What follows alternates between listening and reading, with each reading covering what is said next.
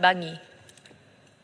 Terima kasih Puan Timbalan Speaker kerana memberi peluang kepada saya untuk membahaskan rang undang-undang ini. Assalamualaikum warahmatullahi wabarakatuh. Salam Malaysia Madani.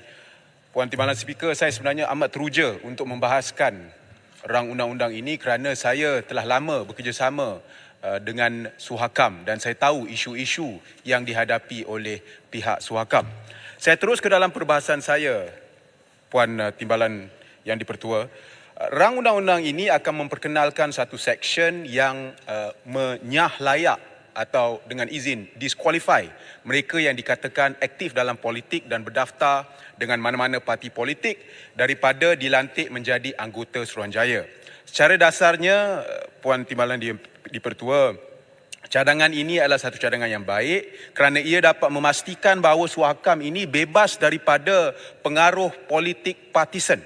Cuma saya fikir perlu diperjelaskan lagi apa yang dimaksudkan dengan aktif dalam politik sebab kadang-kala ada orang yang layak mempunyai human right credentials, pernah masuk parti tetapi mungkin tidak pernah memegang apa-apa jawatan dalam parti tersebut ataupun mungkin orang itu sudah bersara, mungkin satu hari nanti YB Pasir Gudang boleh dipertimbangkan untuk menjadi Pesuruhjaya.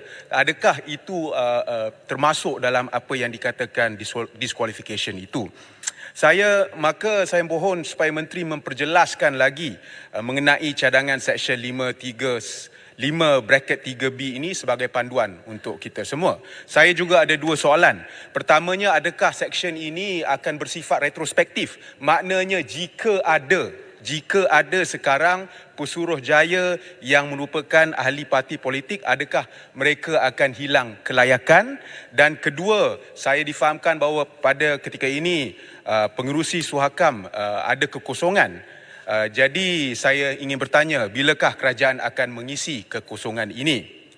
Kemudian seterusnya kepada cadangan pindaan Seksyen 8, di mana di situ Ketua Pesuruhjaya kanak-kanak dan juga Pesuruh-Pesuruhjaya kanak-kanak akan diberikan saraan dan allowance dan akan bertugas sepenuh masa.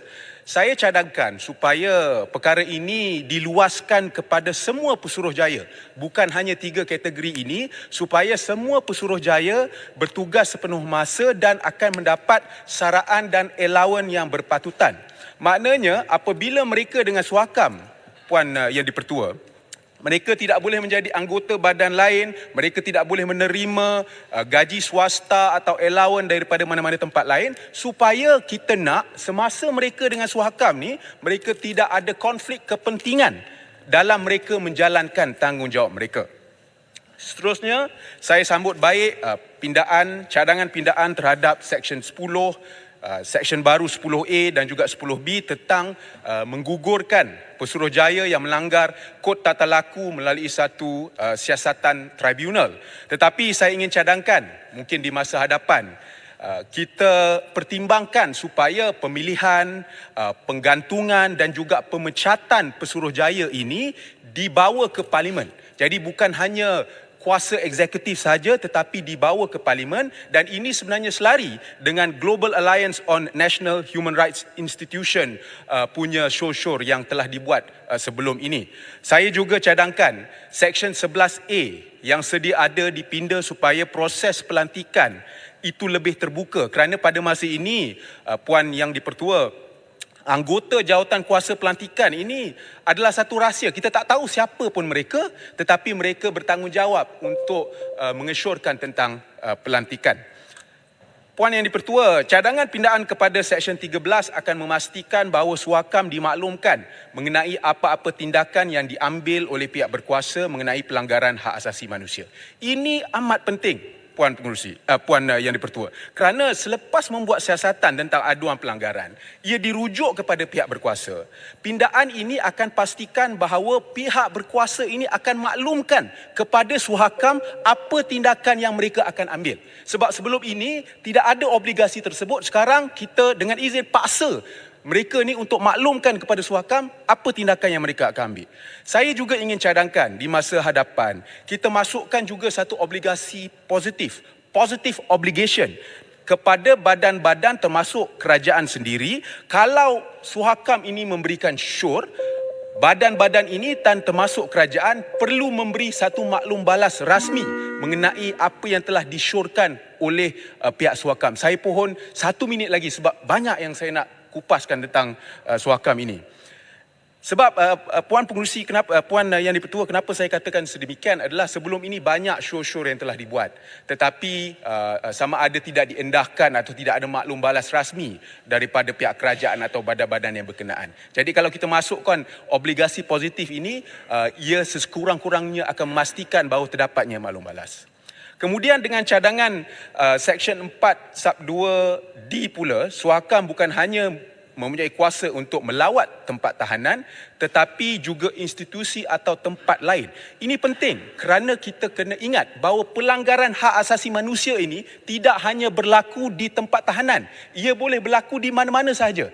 Jadi dengan kuasa yang ada ini maknanya sekarang ini Suakam boleh pergi ke mana-mana tempat untuk membuat lawatan dan juga membuat syur-syur. Dan sehubungan dengan ini, saya juga ingin mendapat komitmen daripada pihak kerajaan, daripada pihak menteri, bahawa badan-badan awam tidak akan ada halangan, malah akan memudah cara lawatan oleh Suakam ini. Akhir sekali, Puan Yang di-Pertua, saya ingin dengan ini merakamkan ucapan syabas dan tahniah buat menteri dan juga seluruh warga kerja JPM, undang-undang dan reformasi institusi di atas pembentangan RUU ini. Saya fikir ini adalah pindaan yang paling signifikan terhadap Akta Suakam ini sejak ia digubal pada tahun 1999. Dan secara dasarnya ia akan memperkasakan lagi Suakam ini untuk menjalankan fungsi dan tanggungjawabnya.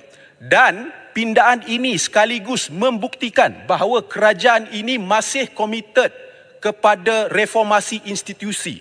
Dengan izin, this government has not abandoned its commitment to reform.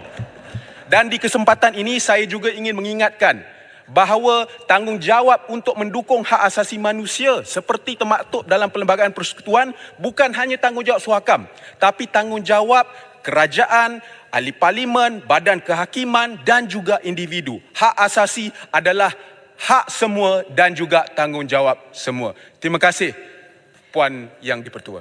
Itu saja perbahasan saya. Terima kasih Yang Berhormat Bangi. Saya jemput Yang Berhormat Kuantan.